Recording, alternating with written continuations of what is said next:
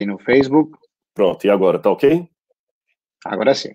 Sim, então às vezes... Em frente. Bom, respondendo ao pastor Capitelli, quem estava lá e ficou mudo, ele falou assim, olha, vamos colocar uma pimenta aí, você está trabalhando uma ideia meio estranha, Deus pune. Então eu fiz uma citação de Ellen White do livro Eventos Finais, e queria dizer que a frase que eu repeti 2 vezes na minha live foi o seguinte: eu não falar peremptoriamente que Deus mandou o coronavírus seria teologicamente irresponsável de minha parte. Porém, negar essa possibilidade seria covardia e desonestidade intelectual com a Bíblia. Correto? Então, eu coloco como possibilidade. O que eu tenho a Bíblia não me autoriza a dizer que essa e essa situação foram provocadas diretamente por Deus.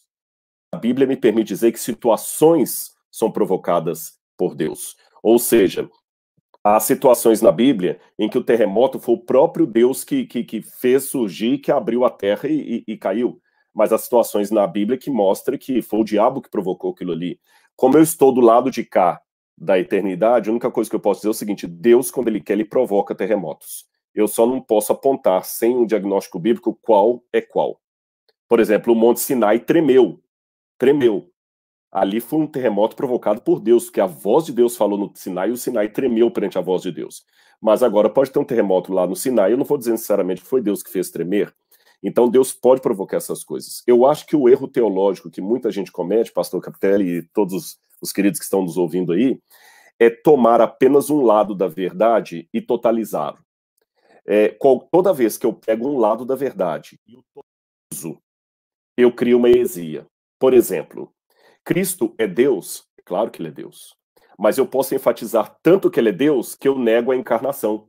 E eu caio na heresia do docetismo. Cristo era homem, ele era homem, 100% homem, de carne e osso. Isso é uma verdade bíblica.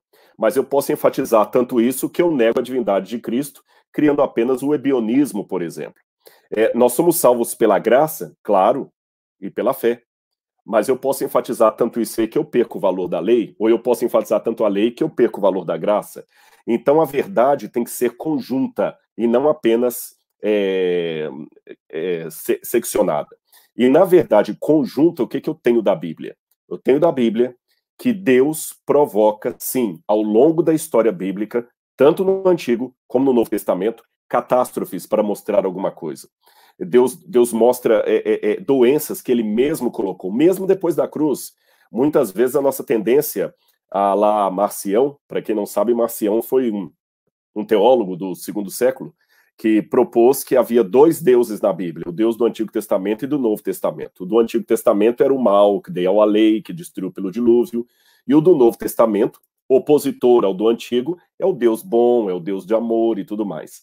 Porém, no Novo Testamento, eu encontro o mesmo Deus, entre aspas, bom, provocando catástrofes. Por exemplo, quando Herodes, é descrito no livro de Atos dos Apóstolos, Herodes estava em Cesareia Marítima, e todo orgulhoso, se apresentando como um Deus perante o povo, a Bíblia fala que um anjo de Deus veio e Herodes começou a ser comido de vermes e morrer ali por um castigo direto de Deus. Ananias e Safira, quando eles roubaram lá os dinheiros da igreja na venda dos terrenos, o próprio Deus os fulminou diante de Pedro e João. Então nós vemos ali Deus também fazendo práticas assim tremendas. Agora devemos lembrar também de uma advertência de Jesus. Esse que é o problema de totalizar tudo. Quando perguntaram a Jesus assim, aquela torre, Senhor, que caiu e matou muita gente, né? Eles eram todos culpados, né? Jesus falou assim, não é por aí. Eles não eram menos culpados do que vocês. Então eu não posso agora dizer diretamente que todo mundo que contraiu o coronavírus, eu vi essa pregação de alguns evangélicos aí da linha da soberania de Deus que me preocuparam. Alguns colocando o seguinte, não, se o coronavírus veio é porque Deus quis, mas quem é filho de Deus não será tocado. Aí vem com um salmo lá que diz, cai o meu ao teu lado, 10 mil à tua direita, e tudo. Gente, quando a Bíblia fala quem é filho de Deus não é tocado pela praga e tudo mais, devemos entender que a Bíblia fala sempre na história e na meta-história.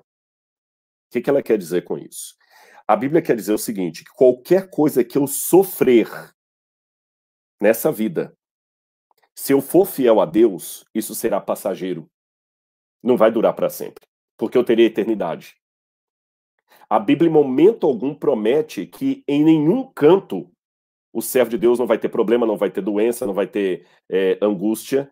Tanto é que Cristo foi tocado ali por chagas, Cristo na cruz, mas Cristo tinha um propósito.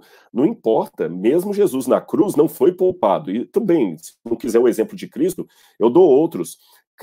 Deus livrou Paulo e Silas da prisão, mas o anjo que livrou Paulo e Silas da prisão não livrou Paulo da degola. O anjo que livrou Pedro da prisão não livrou Pedro de ser também crucificado de cabeça para baixo. Interessante. O mesmo Deus que livrou a Igreja Apostólica em alguns momentos não livrou noutros. Então devemos. Jó era fiel. Esse foi o nó teológico dos amigos de Jó. Porque Jó era fiel e estava sendo alcançado por tudo o que na teologia deles somente os infiéis eram alcançados: praga, doença, perda de amigos, perda da fortuna. Então eu tenho muita preocupação com essa teologia positivista que diz assim, pega o Salmo, praga nenhuma chegará à tua tenda e entende aquilo apenas no ponto da história e acaba lá, amigos de Jó, achando que todos aqueles que estão em Cristo não vão ser afetados. Meus amigos, isso não tem base bíblica.